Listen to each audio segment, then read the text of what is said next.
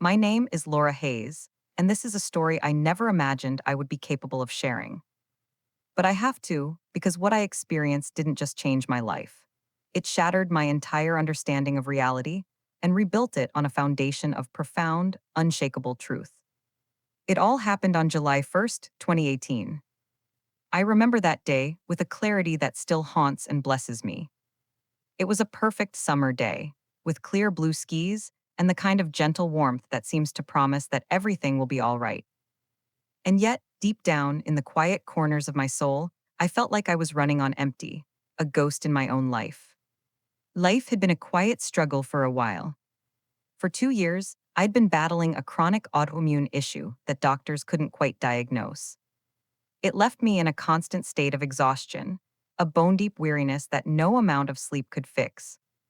This persistent fatigue had forced me to scale back my work as a graphic designer, which in turn brought financial stress. More than the physical toll, though, was the weight of loneliness that pressed heavily on my chest day and night. I was 32, single, and my health issues had made a social life feel like a mountain too high to climb. I wasn't angry with God, not in an active way. My faith felt more like a childhood photograph, a faded memory of something that once brought comfort but now felt distant and disconnected from my current reality. I just felt lost, like I was adrift on a vast, gray ocean, going through the motions of living without actually feeling alive. But then came the moment when everything shifted. I will not sugarcoat it for you, it was terrifying at first. One minute I was lying in a sterile, white hospital room, the place that had become a second home, surrounded by the frantic beeping of machines and the anxious, hushed voices of nurses. And the next, I was somewhere else entirely. It's a transition that words are ill-equipped to describe. I felt as if I had gently, but irrevocably, slipped out of my body. From a vantage point near the ceiling, I watched, with a strange and surreal detachment, as doctors and nurses worked frantically to save the body that was once me. The confusion was overwhelming, a tidal wave of disorientation.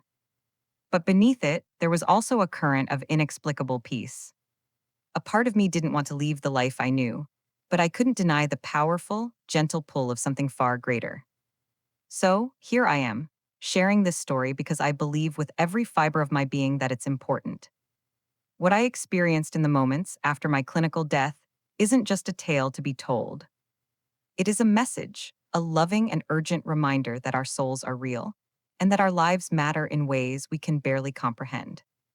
So please listen closely with an open heart, because what I am about to tell you might just change your life too. The pain is what I remember most vividly from those final moments. It began as a familiar, dull ache in my chest, a pressure building behind my ribs that had become a part of my daily life. But on that day, it quickly escalated into something unbearable, a crushing vice that stole my breath and sent shards of agony through my entire body. I was lying in the hospital bed, hooked up to a web of wires and monitors, each beep and were a testament to my body's failing systems. I was struggling to catch my breath, each inhale a shallow, ragged effort.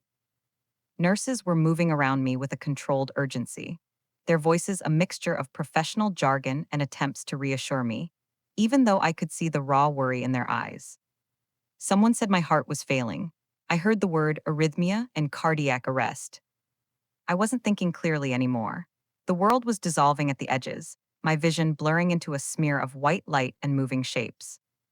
My limbs felt heavy, like they were made of lead, and every frantic heartbeat sounded like a distant, muffled drum, fading slowly, inevitably, into silence. Then, with a final shuddering beat, there was no pain, no heaviness, just a profound and absolute quiet. I felt myself lift. It was the gentlest sensation, like a bubble of air rising through water, weightless and free. I looked down, and the sight was the most surreal thing I have ever witnessed. I saw my own body, pale, still, lips tinged with blue, barely rising and falling with the forced air from a machine. And in that moment of perfect clarity, I understood what had just happened. I had died. That thought, which should have sent me into a spiral of terror, instead brought a wave of strange, transcendent calm. There was no panic, there was no fear, there was only a crystal clear awareness. I was no longer bound to the failing, painful shell of my physical form. And somehow, in that moment, it made perfect, logical sense.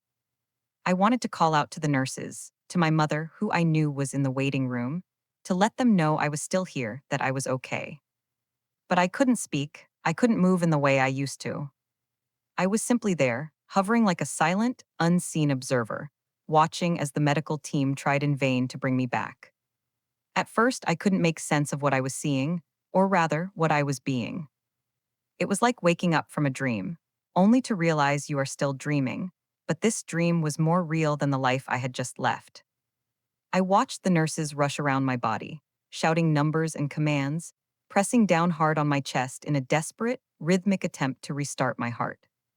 I wanted to reach out and touch the shoulder of the young nurse whose face was slick with sweat and tell her, "It's all right, you can stop, I'm not suffering anymore."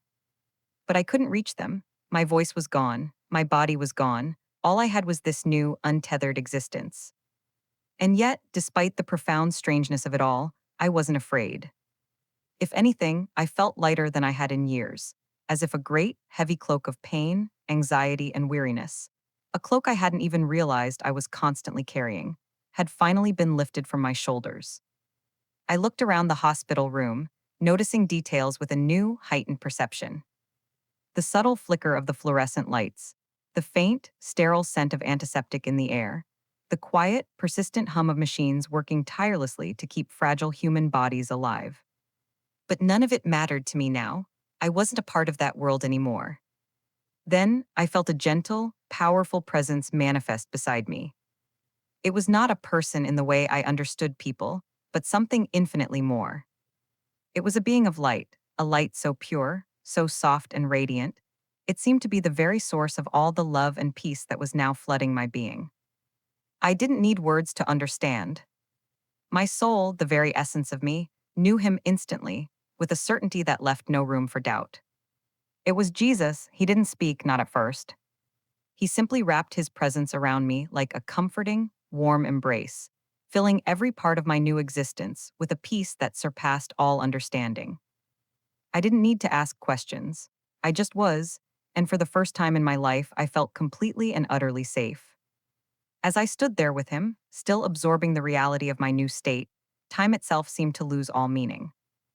I had always imagined death to be an instant transition, blackness 1 second, a final judgment the next. But that wasn't how it was for me. Instead, I remained in this state of heightened awareness, caught in a sacred space between two worlds, with Jesus as my calm, unwavering anchor. From this vantage point, I could see everything happening around my body. I saw the doctor, a kind man with tired eyes, finally calling the time of death. I saw my mother rushing into the room, her face crumpling in a mask of unimaginable grief, a sound of pure agony tearing from her throat. It was a surreal and heartbreaking spectacle. I wanted, with every fiber of my being, to comfort my mother as she collapsed beside my bed, her sobs shaking her entire body. I wanted to hug my best friend Chloe, who stood frozen in the doorway, whispering, "No, no, no," as if saying it enough times would reverse reality. I wanted to tell my little brother Liam, who looked so young and scared, that I was okay, that he didn't have to be afraid for me. But I couldn't, my voice was gone. My hands, once capable of holding others close, were useless now. I was here, but I was no longer there. And then the finality of it hit me with its full, devastating weight. This was real. I wasn't dreaming. I wasn't unconscious. I had truly, irreversibly died. A shiver ran through my soul. If I even had a soul in the way I used to understand it. I wasn't sure what I was anymore, only that I existed beyond my body, beyond the physical world that had been my entire reality. The presence of Jesus beside me remained steady. He didn't push me forward or pull me away from the scene. He simply stayed with me, sharing in my sorrow, offering a silent, powerful comfort in a moment where everything felt broken and uncertain. I didn't know where I was going or what would happen next, but in that moment, it was enough to know that I was not alone. As the moments or perhaps hours passed, my awareness expanded. Jesus was not the only other presence. At first, they were just indistinct shadows at the edges of my vision, vague figures lingering near the walls of the hospital room. But as my spiritual senses sharpened, I began to see them more clearly. Some were familiar, faces I recognized from my past who had gone on before me, now radiating a soft, peaceful light. Others were strangers, their expressions unreadable, their forms shifting like mist. Jesus spoke then, his voice a gentle thought that filled my mind with understanding. They are waiting too, Laura. Some are drawn here by the grief of those they love. Others are simply lost, unsure of the way forward. He then gestured with a hand of pure light toward the door of the hospital room. Come, he said gently. There is more for you to see. It is time to let go of what was. I hesitated, my being torn as I glanced one last time at my grieving family. The pain of their grief was a tangible force, a wave of sorrow that washed over me even in this non-physical state. Will they be okay? I thought, a desperate plea directed to him. They will carry your love with them always, Jesus answered, his presence a balm to my aching soul. And I will carry them, that is my promise to you and to them. His assurance didn't erase the pain, but it gave me the strength to turn away. I took a metaphorical breath, let go of the life I had known, and followed him. As I passed through the solid hospital doors, as if they were made of mist, the world around me shifted into a different dimension. The sterile, antiseptic smell of the hospital was replaced by something indescribable, something clean and pure and alive, like the air after a summer thunderstorm. The frantic sounds of the hospital, the beeping monitors, the hushed voices, the rolling footsteps, faded into a profound silence. And yet, I wasn't deaf. I could hear things now that I had never noticed before. A soft, celestial hum, almost musical, that seemed to vibrate through the very fabric of existence. Jesus walked beside me, neither hurried nor hesitant. We moved through corridors that weren't quite corridors, through spaces that had no defined boundaries, just a vast, luminous openness that stretched infinitely in every direction. Yet I didn't feel lost. I felt perfectly and completely guided. We arrived at a place that looked like a great crossroads. Countless paths stretched out in every direction, some glowing with a warm, welcoming golden light, others appearing dim and shadowed. Souls, I knew them to be, stood in clusters. Some looked confused and lost, wandering aimlessly. Others stood serene and patient. Still others were being led gently by beings of light down the various paths. I turned to Jesus. Where are all of them going? He looked at me for a long moment before answering, his eyes full of a sorrowful love that encompassed every soul present. Each soul follows the path they have chosen, Laura. It is a path shaped not by one single moment, but by the sum total of the choices they made in life. The choices to love or to hate, to forgive or to hold on to bitterness, to seek truth or to embrace deception. I watched as some souls were greeted by loved ones and led gently down the golden paths. Some find peace immediately, Jesus explained. They have lived lives of love and are ready for home. Others take longer to understand, to let go of the burdens of their earthly lives. A chill ran through me, a cold that had nothing to do with temperature. What happens if someone doesn't belong anywhere good? What about the shadowed paths? Jesus' expression grew deeply somber. They find themselves in places where the light grows faint, he said softly. Places where regret and the consequences of their choices are their only companions. It is not a place of my choosing for them, but of their own. I stand at the door and knock, but not all will open. I shivered at his words. I had heard sermons about heaven and hell, about judgment and eternity. But this was different. This wasn't abstract doctrine. This was real, unfolding reality. Before I could ask another question, Jesus placed a comforting hand on my shoulder. You are not meant to stay here long, he said gently. Your time has not fully come. But I'm already dead, I whispered, the words still feeling foreign. Yes, Jesus agreed, his voice kind. But death, as you understand it, is not an end. It is only the beginning of true sight. The moment he spoke those words, I felt a veil lift from my own understanding, and I was no longer at the crossroads. I found myself standing in a vast, open space, surrounded by a light that pulsed gently like a divine heartbeat. Then the images came. It was my life review, but it was more than just watching. It was re-experiencing. At first, the images were fleeting fragments of memories.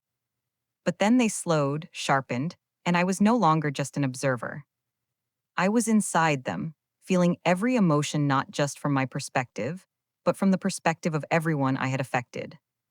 I saw myself as a child, sitting in Sunday school, rolling my eyes as the teacher spoke about forgiveness. I remembered my childish thought, why would anyone forgive someone who hurt them? Now, standing in this place of ultimate truth, I understood. Forgiveness wasn't for the other person, it was the act of unchaining your own soul. Another memory surfaced, sharp and painful.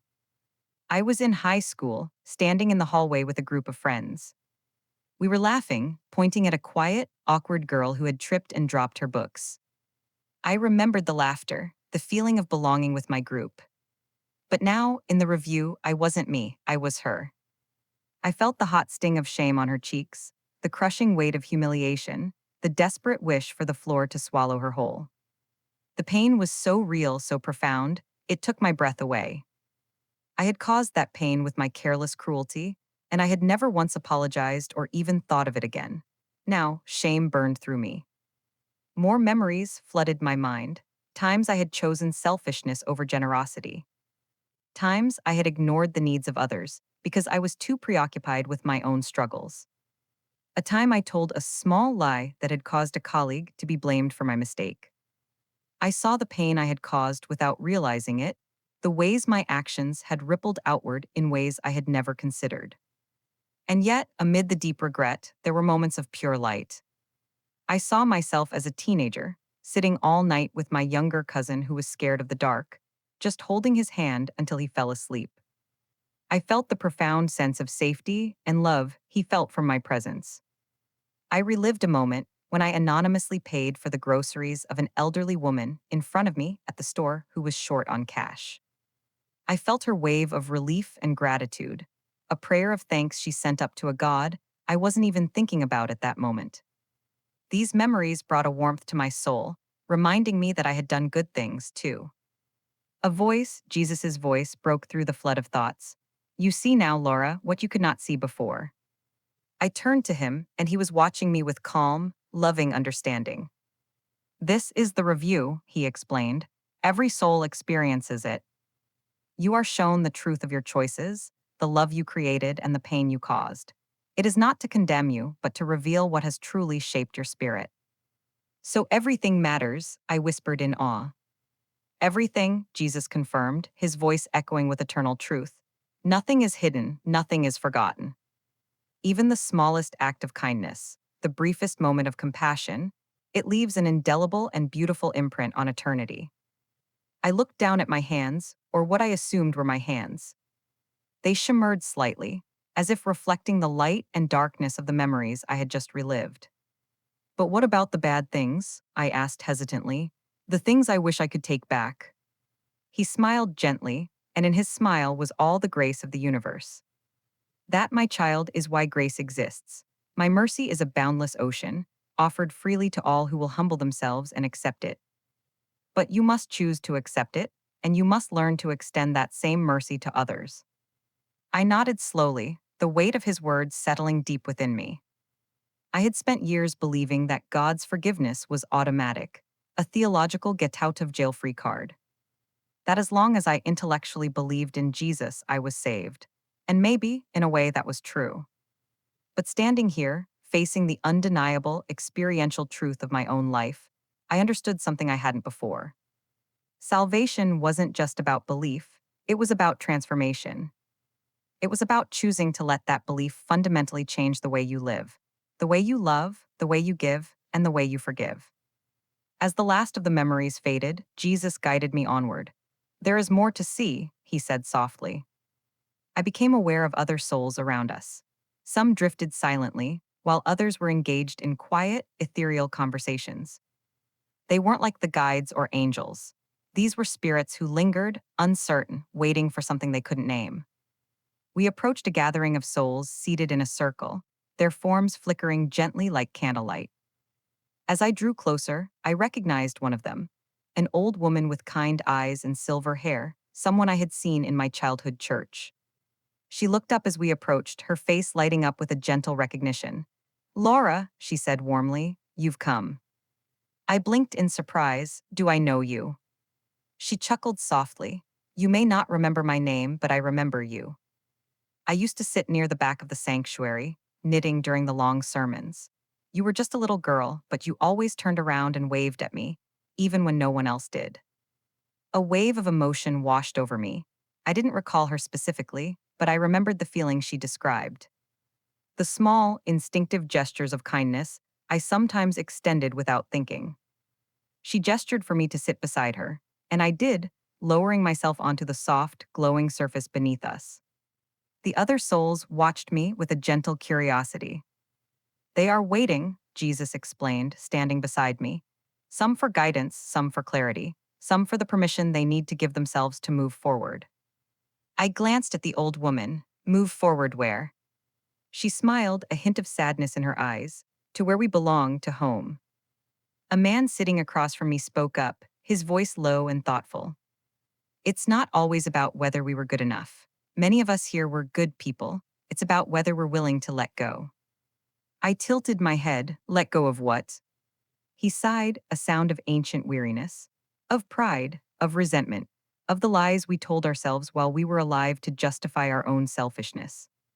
He glanced at the others. Some of us held on so tightly to things that kept us from truly surrendering to grace. I refused to forgive my brother for a business deal that went wrong.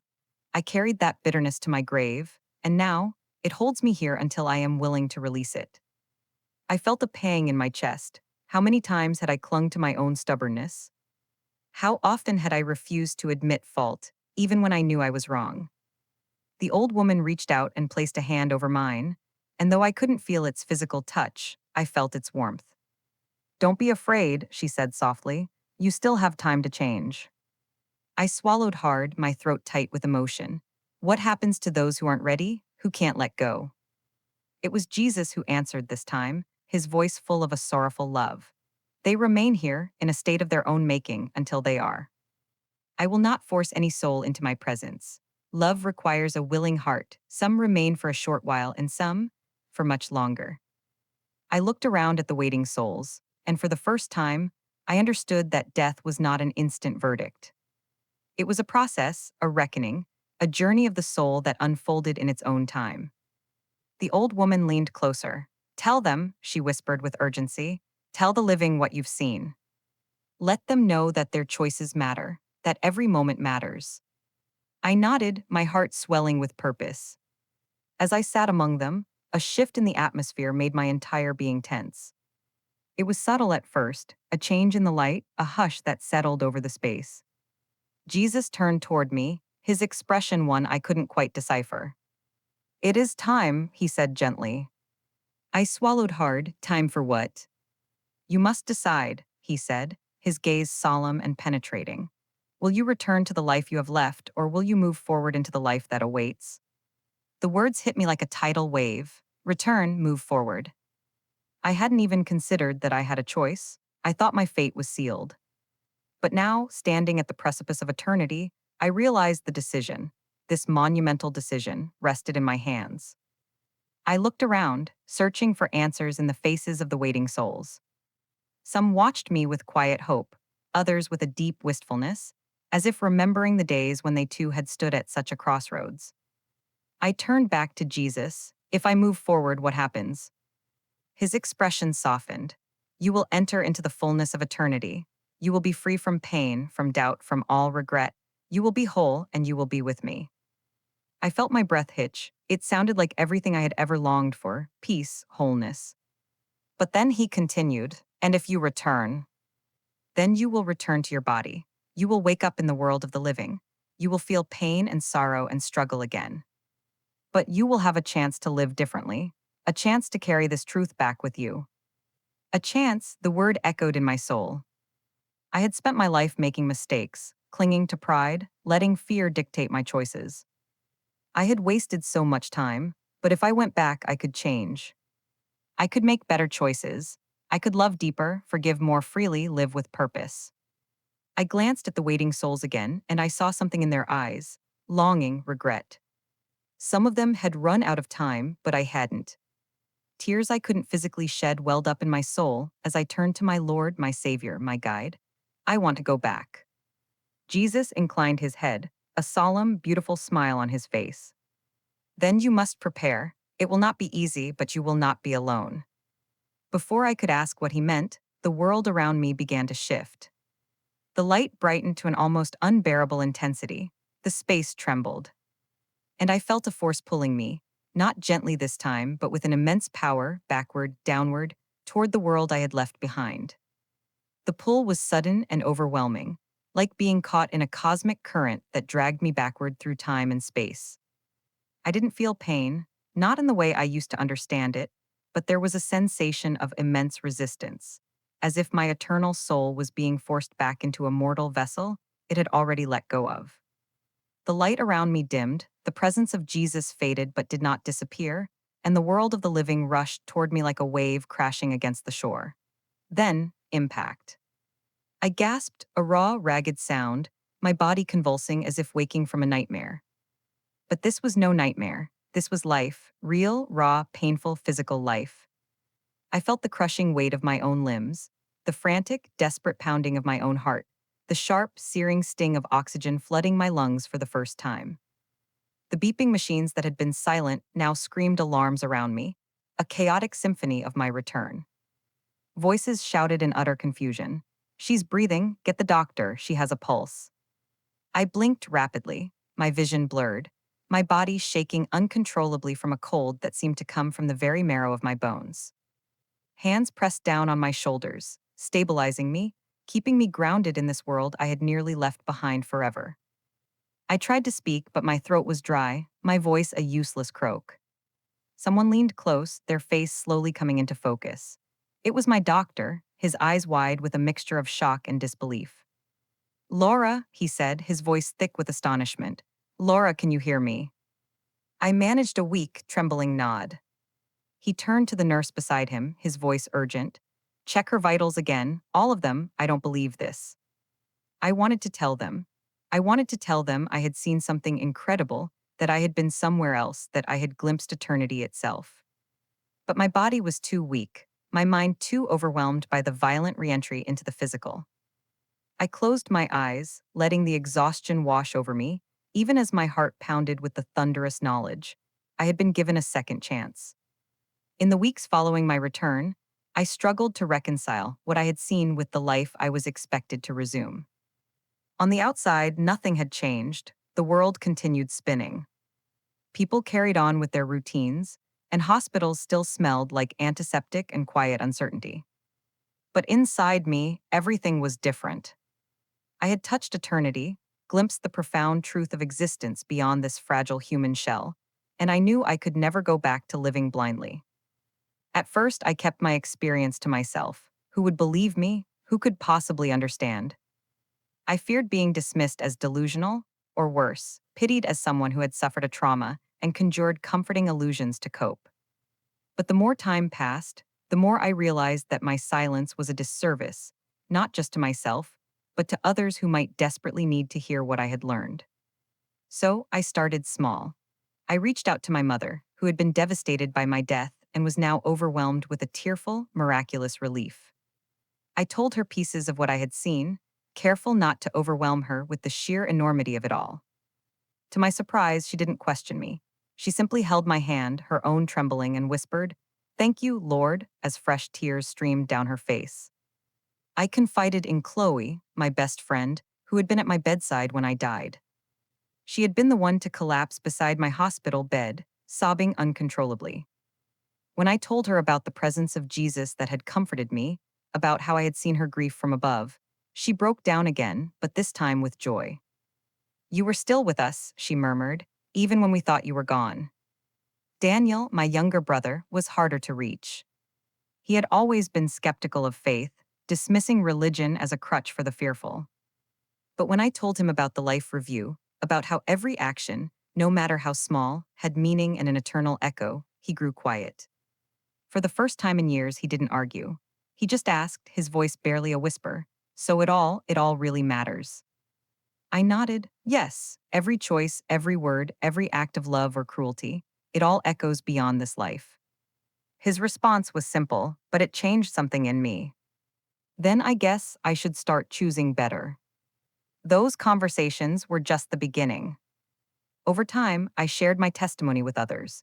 People in my church, strangers who sensed something different about me, seekers who had lost loved ones and longed for answers. Each time I spoke, I saw the same reaction: awe, hope, and a deep, unspoken longing to believe that death was not the end. But more than anything, my experience transformed the way I lived. I stopped taking life for granted. I stopped allowing petty conflicts and anxieties to consume me. I forgave more easily, loved more deeply, and sought purpose in every moment. I knew now that my soul was real, that my actions carried a weight beyond what I could see, and that the choices I made today would shape my eternity. I had been given a second chance, and I was determined not to waste it. If there is one thing, one single truth, I want you to take from my story, it is this: your soul is real. You may not think about it every day, buried as it is under the noise of work, responsibilities, and endless distractions, but it exists, and it matters more than anything else you will ever possess. I used to think of my soul as something abstract, a theological concept that spiritual leaders talked about but no one could truly define. But after what I experienced, I know better. Your soul is the essence of who you are. It is the sum of your choices, your love, your regrets, your hopes. And when this life ends, it is the only thing you truly carry with you. I do not say this to frighten you, but to awaken you. To remind you, with all the love in my heart, that this world is not all there is. Death is not the end, it is a doorway. And what waits on the other side is being shaped by how you choose to live right now, in this very moment. I saw it with my own eyes. How every act of kindness ripples beyond this life and creates light. How every moment of forgiveness unchains something eternal. I also saw the profound weight of regret, the deep and lasting sorrow of those who realized too late what they had neglected, the relationships they had failed to nurture, the forgiveness they had refused to give. Please do not wait until it is too late to make peace with the things that matter most. If you are listening to this and you have been holding on to bitterness, let it go. If you've been pushing love away out of fear, open your heart.